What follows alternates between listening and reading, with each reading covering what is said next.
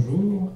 Pour être dans la continuité de ce qui a été présenté jusqu'à présent, et avant de rentrer dans les tables rondes, les différentes tables rondes qui vont vous être proposées à partir de 10 heures, repartons un petit peu sur la théorie et sur la différence que l'on peut faire entre la coopération et la fusion. Il est vrai que très souvent, quand on parle de coopération, on a peut-être tendance des fois à faire un petit amalgame entre la coopération et la fusion, et il existe donc plein de moyens de coopérer. La fusion peut être une des formes de coopération peut-être un peu contrainte parfois qui peut exister, mais ce n'est pas la seule. Alors pour les distinguer un petit peu, faisons un petit focus sur chacune d'elles. Sur la coopération, en fait, on est sur une logique de rapprochement entre plusieurs structures, et avec une logique de maintenir l'indépendance des structures qui participent à cette coopération. Quand on coopère, on est seul au départ, et à la fin, on termine à plusieurs, avec une logique différente selon la nécessité que l'on a à coopérer avec les autres. Quand on coopère, on doit se poser beaucoup de questions. Pourquoi on doit coopérer? Les motivations qui amènent les participants à des coopérations à être dans cette dynamique, en fait, ont des besoins différents. Il peut y avoir des besoins d'adaptation à l'environnement, à des modes d'organisation spécifiques qui nécessitent de se rapprocher d'autres structures, une nécessité de gagner en efficience pour être beaucoup plus armé pour faire face à des besoins nouveaux et être en capacité à plusieurs de pouvoir y répondre plus facilement, de répondre à des enjeux complexes que seul auxquels on ne peut pas répondre seul. Et effectivement, comme c'était évoqué tout à l'heure, on est dans des relations humaines, donc effectivement, la notion de coopération est une question qui peut intéresser beaucoup de structures qui peuvent aller dans cette voie de coopération sans forcément y voir autre chose que l'envie de faire des choses en commun et de pouvoir développer des réponses nouvelles et s'inscrire dans une dynamique différente.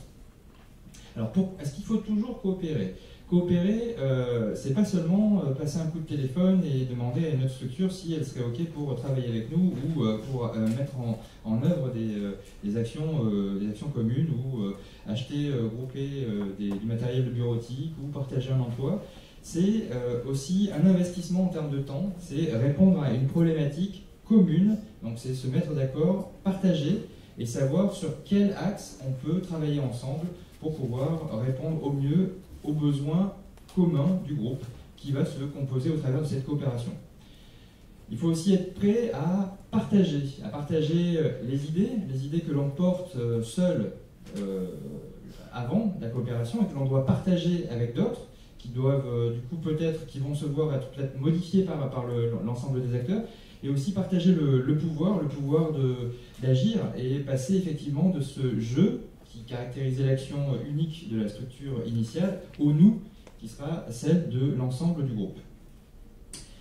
Quelles sont les motivations pour coopérer? Il y en a plusieurs, on l'a vu un petit peu, quelques-unes avaient été évoquées au travers de l'enquête, notamment sur la coopération et sur la fusion, mais voilà un petit peu les motivations qui peuvent amener les structures à coopérer.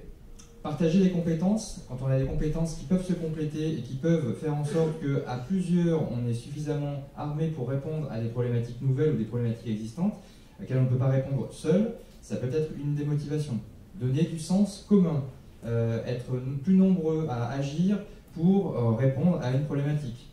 Rendre plus lisible l'action, être effectivement un acteur isolé ou être plusieurs acteurs qui œuvrent dans le même sens, peut avoir rendre des perspectives nouvelles en termes de visibilité auprès des bénéficiaires et auprès des potentiels financeurs. Effectivement aussi expérimenter de nouveaux projets.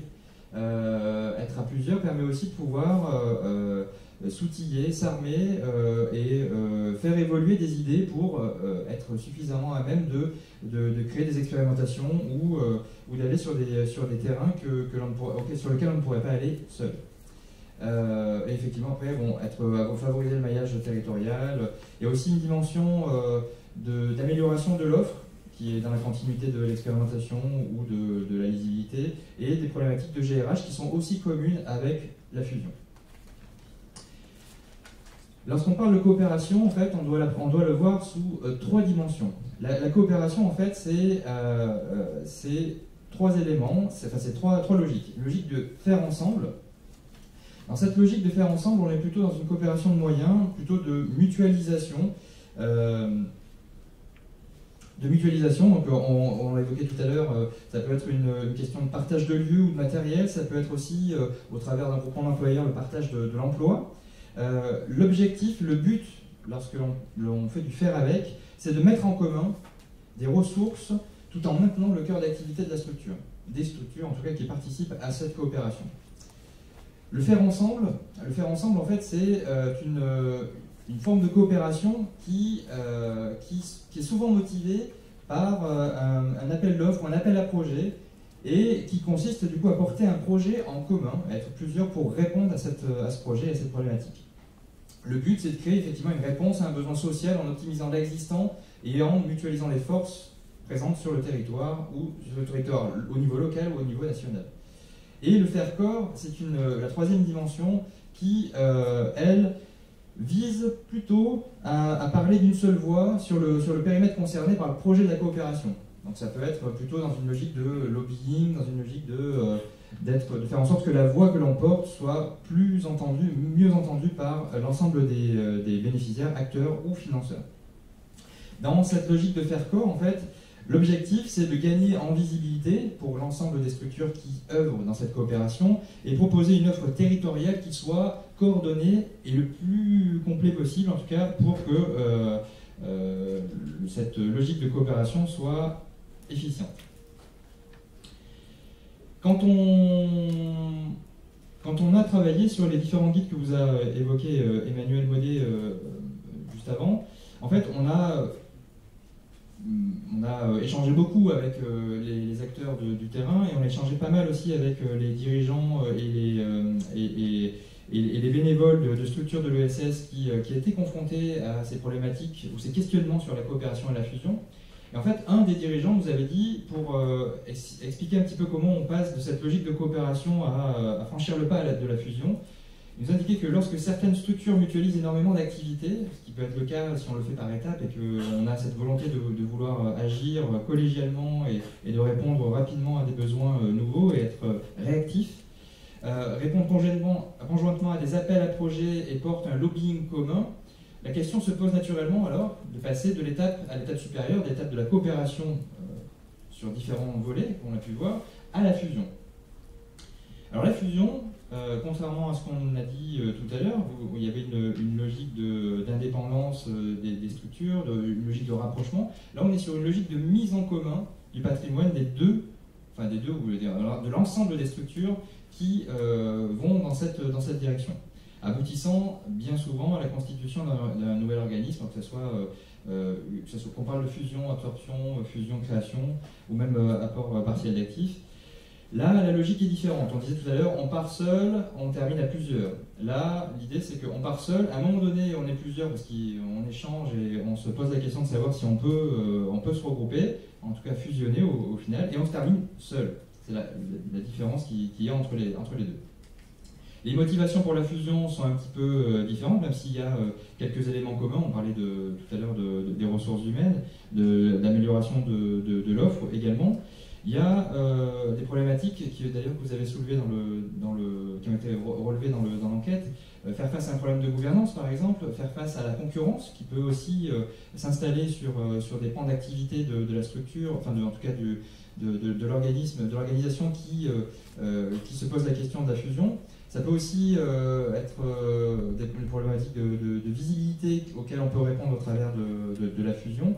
Et également d'autres comme changer d'échelle par exemple, comme acquérir de nouvelles compétences, comme consolider l'assise financière de l'organisation et faire en sorte que l'on soit un acteur un peu plus solide vis-à-vis des contraintes de l'environnement et que l'on soit suffisamment armé pour pouvoir faire face à une montée en croissance, enfin une croissance de l'activité et à des besoins nouveaux. On l'a évoqué tout à l'heure aussi, alors quand on parle de la fusion, contrairement à la coopération, là, on a une approche un petit peu différente. La fusion, comme la coopération, d'ailleurs c'est le temps est assez, peut-être plus ou moins important, on ne coopère pas en claquant des doigts, on ne fusionne pas non plus en claquant des doigts. La fusion peut prendre entre, on va dire en moyenne, 2 et 3 ans. Il y a différentes étapes sont à franchir pour pouvoir accéder à la vie de couple. Alors on a imagé ça en prenant l'idée du mariage en fait, hein, où en fait la fusion c'est avant tout une rencontre, parce qu'il est important de pouvoir identifier les acteurs vers lesquels on peut aller pour envisager cette action-là. Il y a les fiançailles, c'est important aussi de se présenter, c'est important de connaître la famille, c'est important de pouvoir partager des idées communes et de porter cette idée aux yeux de tous pour que l'idée du mariage se fasse de manière plus évidente. On parlait d'accompagner, de fédérer les salariés autour du projet, c'est le cas en tout cas autour de la fusion, mais c'est aussi vrai pour la coopération. Et ensuite vient l'étape du mariage, qui est une étape assez importante également, puisque au-delà de la dimension administrative, il y a aussi un changement, un bouleversement en termes d'image, en termes de représentation des instances, en termes de repères pour l'ensemble des acteurs des structures qui ont fusionné, et la vie de couple, parce qu'effectivement, derrière, c'est pas parce qu'on a fusionné que tout ira bien et qu'il n'y aura pas des ajustements à faire par la suite. Important aussi, ne pas du tout négliger les coûts cachés, notamment, surtout pour les fusions, en termes de communication, notamment interne.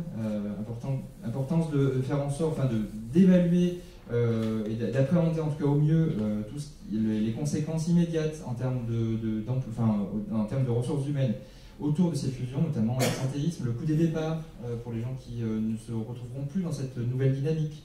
La reprise du passif social, la baisse de l'activité aussi qui peut être immédiatement perceptible après une fusion. L'effet franchissement de seuil avec par exemple des regroupements de 2 structures qui ont une trentaine de salariés et qui du coup franchissent la barre des 50 et qui du coup derrière ont la mise en place d'un comité d'entreprise avec des choses qu'ils n'avaient pas forcément peut-être appréhendées au mieux initialement. Le coût d'accompagnement, d'un déménagement éventuel, on change de taille donc forcément les locaux sont peut-être plus petits. Changement du système informatique qui est peut-être plus du tout adapté à la problématique. D'où l'importance, et ça sera la transition avec le premier atelier, la première table ronde, de se faire accompagner. De se faire accompagner au travers des dispositifs qui existent, alors soit le DLA, ce qu'on a évoqué tout à l'heure, soit aussi des fédérations, des réseaux qui aussi peuvent accompagner leurs adhérents dans ces démarches de coopération et de fusion. L'accompagnement est primordial pour justement essayer d'appréhender au mieux l'ensemble de ces éléments cachés que l'on a pu évoquer ici, mais aussi de ne pas griller les étapes dans les différentes étapes à franchir, que ce soit pour la coopération ou pour la fusion, et d'appréhender les choses de manière efficace pour que l'ensemble des acteurs s'y retrouvent et que les bénéficiaires n'en pâtissent pas. Pour terminer, et pour revenir sur les guides que vous avez, les guides évoqués par Emmanuel tout à l'heure, donc du coup le guide coopération que vous avez dans le petit sachet qui vous a été remis à votre arrivée, donc le guide coopération qui est un guide qui est sorti en 2015, donc en partenariat avec Quorum et l'IAE de Paris, et également le guide fusion en partenariat aussi avec Quorum et avec l'IAE de Paris, qui là par contre est en cours de réédition, qui devrait ressortir actualisé sur le second semestre de l'année 2017. Vous aurez de quoi parfaire cette approche théorique assez rapide. Merci beaucoup.